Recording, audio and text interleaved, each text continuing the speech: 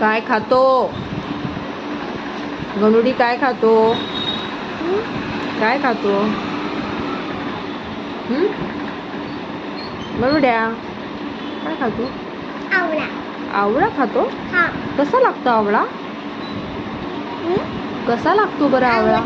आंबट लागतो. आणि आवळा खाताना तोंड कसं होतं? तसं नाही होत, असं होतं. कसं? असं होतं. असं होतं.